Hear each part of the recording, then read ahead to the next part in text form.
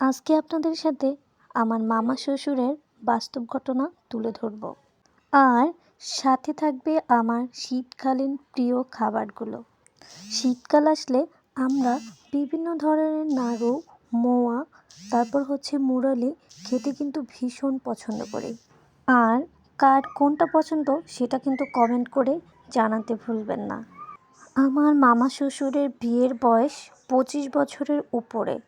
তার 18 বছরের উপরে একটা কন্যা আছে এবং 17 বছরের একটা ছেলে আছে। আমার মামি শাশুড়ি কিন্তু অনেক সুন্দরী এবং রমণীয় বটে। দেখতে ভীষণ ভালো লাগে। এক দেখাতেই যে কোনো ব্যক্তি পছন্দ করে ফেলবে।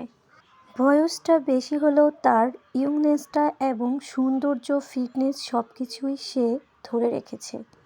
দেখতে তাকে একটা 17 থেকে 18 বছর যুবতী মেয়ের মতোই লাগে। তো যাই হোক, আসল কথায় ফিরে আসি। আমার মামা শ্বশুরের তাকে তার সর্বস্ব দিয়ে এইবার নিয়ে 3 বার সে তাকে বিদেশ পাঠায়।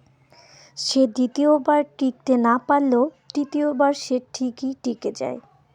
তারপরে তার শুরু হয় আসল কাহিনী। সে বিদেশে থাকা অবস্থায় আমার মামা শ্বশুরকে অনেক ইগনোর করতে থাকে। কোনো ক্রমেই সে তার সাথে কন্ট্যাক্ট করতে চায় না। তারপর তার যে 2 সন্তান আছে তাদের সাথে শুধু জাস্ট কথা বলে, অতটুকুই। এরকম করতে করতে তাদের 3টা বছর কেটে যায়। তারপরে সে দেশে ফিরে সে যা করলো তাতে আমরা মোটেই প্রস্তুত ছিলাম না এবং আমার মামা শ্বশুরও প্রস্তুত ছিল না। সাংসারিক বিষয় একটু আধটু সবারই হয়। এটা আমারও হয়, আপনারও হয়, তারও হয়। যে কোনো মানুষেরই ঝামেলা হতেই থাকে, এটাই স্বাভাবিক। তাদের ভিতরে ঝামেলাটা লেগেছিল মূলত টাকা নিয়ে। আমার মামা শ্বশুরের সে ইচ্ছে করেই 2 লাখ টাকা সরিয়ে রেখেছিল যে তার বউ কেমন করে সেটা দেখার জন্য।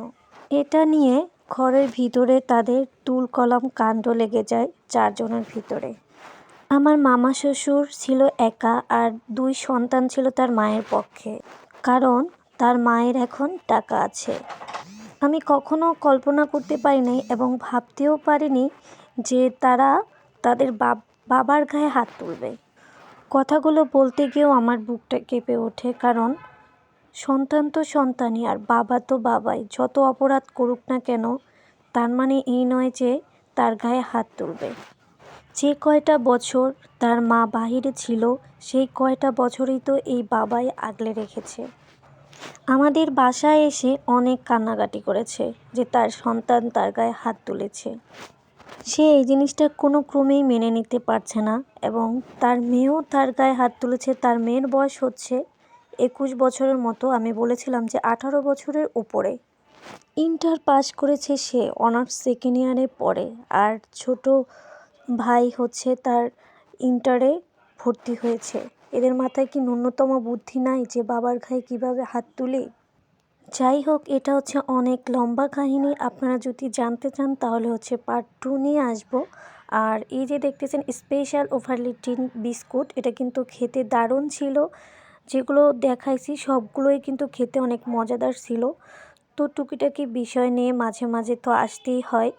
তো বাস্তব ঘটনায় আসলাম। ভালো থাকবেন। আল্লাহ হাফেজ।